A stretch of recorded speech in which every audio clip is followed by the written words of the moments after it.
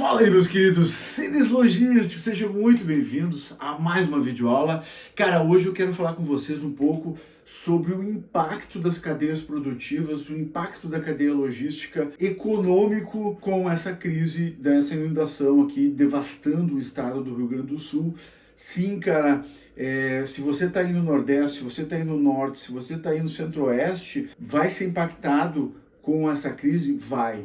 De alguma forma você vai estar sendo impactado, porque realmente o estado do Rio Grande do Sul, ele está entre os 5 maiores estados do Brasil e representa, sei lá, 10% do PIB do Brasil e tem uma representatividade econômica muito grande na parte do agronegócio e que isso, de certa forma, vai impactar na produção, portanto, do estado e, sem dúvida nenhuma, diminui a exportação e também aumenta o nosso custo, ou seja, a inflação vai estar sendo afetada. Isso no aspecto direto, que eu vou falar um pouquinho mais abrindo aqui alguns detalhes. Mas tem um outro lado que é importante você se dar conta, que o governo vai ter que abrir a carteira para a reconstrução do Estado ali na frente, né? Logo, quando a gente passar pela crise assim, nesse momento, tem o processo de reconstrução. E os números que o governador do estado tem mostrado são assim gigantescos. E que isso, sem dúvida nenhuma, impacta também nas contas públicas, talvez até como é que o governo vai encarar essa situação toda para alinhar a questão do superávit primário. Então, claro, minha especialidade não é economia, mas eu estudei bastante o tema aqui, é isso que eu tenho feito aqui, inclusive, algumas horas aqui. Por isso, se você ainda não me conhece, meu nome é Carlos Menchique, sou especialista aqui da área de logística há muitos anos, e estou muito acostumado a lidar com essas situações assim de mudanças econômicas e tal, porque toda mudança econômica impacta diretamente na nossa logística. Não adianta, né? A logística, ela é tipo assim, relacionando a logística a vendas, né? Então, a forma que a economia está andando, a nossa logística vai se adequando à economia com prestação de serviço para que consiga dar vazão ao crescimento econômico, né? Então, por favor, se você gosta do nosso conteúdo, se você julga relevante para a área de logística, o conteúdo do seu logístico, por favor, cara, compartilhe o conteúdo, dá o seu like e se inscreve aqui no canal, porque é muito importante para nós que você esteja inscrito e tornando a nossa logística de fato. Tu aí tá sempre reclamando, porque a logística não é importante, mas tu tem que tornar a logística importante, por exemplo, criando relevância do canal dentro do mercado da gestão de negócios, né? Através da tua inscrição, do teu like, do teu compartilhamento de conteúdo. Bom, eu comentei aqui para vocês que o estado do Rio Grande do Sul ele é um estado exportador de grãos, então todo o interior do estado ele produz soja, por exemplo, na safra de verão, e uma parte dessa safra foi colhida, estava armazenada e selada, e a outra ainda está a colher. Portanto, o que estava a colher sofreu perdas, sim. A qualidade da soja, e isso eu conversei com várias pessoas. Olha, eu falei com aqui umas 3, 5, 6, 7 empresas, aí eu conversei sobre isso, inclusive clientes nossos que foram afetados. Então eu tive a oportunidade de conversar com bastante gente. Então essas informações que eu estou dando aqui são informações que eu tenho assim, de colegas nossos aí, né? Então, o grão da soja, ele perde qualidade, ele fica mais leve. Então se estima aí 30 a 40% de perda na produção, e as condições climáticas que o Porto de Rio Grande sofreu, a própria Bunge teve que parar, por exemplo, o escoamento da safra, justamente porque o Porto também não tem condições de estar movimentando, porque teve uma certa tempestade aqui no fim de semana e afetou diretamente o poder de carregamento nos portos aqui no sul do Brasil, né? E então, isso na parte do grão, mas na parte de hortifruti e granjeiros, por exemplo, ovos sumiram nas prateleiras. Inclusive eu mesmo tirei várias fotos assim no supermercado completamente desabastecido, dizendo que não vai ter suprimento, porque se perdeu. Então muitos animais morreram durante essa invasão. Então, por exemplo, teve o caso aí que ficou famoso do cavalo caramelo, que parecia um cavalo em cima de um telhado, de uma telha fina, Como é que um cavalo foi parar lá em cima? Não sei se vocês viram, até comentem para mim se vocês já tinham visto as cenas impressionantes, um cavalo em cima de um telhado, assim, ficou dias paradinho, coitado do bicho, lá em cima e tal, e foi resgatado. Para resgatar um cavalo em cima de um telhado, com tudo alagado, é uma operação logística incrível, né? Então, na parte de legumes e tal, também, assim, desabastecidos os supermercados, porque lavou, né, as terras todas, a produção de fumo no interior do estado. Então, tudo isso afeta diretamente. Por exemplo, o boi vivo, cara, saiu de R$ 6 para R$ 15, assim, em 3 dias o preço do boi vivo. Por quê? Porque a pecuária no estado foi afetada, muitos animais, sem dúvida, morreram, a gente nem sabe ainda números sobre isso, mas é fato que isso aconteceu. Tu imagina a situação, né? Se salvar pessoas já foi difícil, imagina salvar rebanhos de gado. A redes de supermercado, as imagens que a gente tem aqui, por exemplo, os carros, as concessionárias embaixo d'água, os seus estoques todos embaixo d'água, carros novos, carros usados, os carros de civis aí todos inundados, as fábricas que estavam com seus carros nas garagens durante o fim de semana foram inundados e perderam. Tem casos aqui que 150 veículos estão embaixo d'água até hoje. Ou seja, a frota da empresa desapareceu. Então, essas empresas todas vão precisar ter dificuldades para se retomar, mesmo empresas grandes, né? A Ravan é uma informação interessante, ó.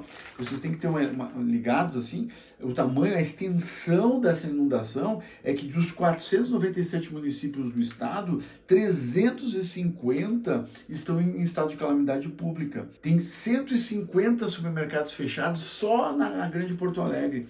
Então tudo isso vai afetando, ou seja, os suprimentos, os estoques de farmácias, a quantidade de farmácia embaixo d'água, tem centro de distribuição da principal rede de farmácias aqui, estava no município chamado Eldorado do Sul, o município todo ficou sobre baixo d'água. Não tem nada, nenhum lugar no município, em todo o território municipal não tem área seca. Muitos dos estoques, inclusive eu com a minha iniciativa que a gente teve aí da parte de colchões, de trazer colchões, trazendo colchões de fora do estado, porque a gente já sabia que o estado aqui, os estoques do estado estão afetados.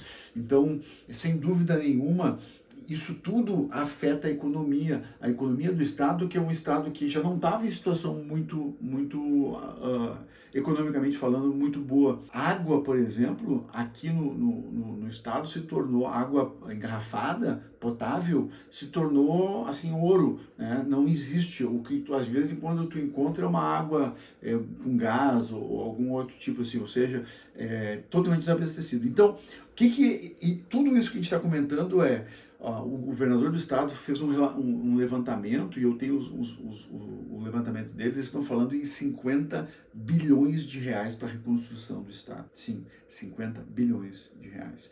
Que vai precisar de ajuda do governo federal, e portanto o governo federal vai ter que investir mais, né, em função dessa calamidade, possivelmente tendo maior questões inflacionárias na mão também.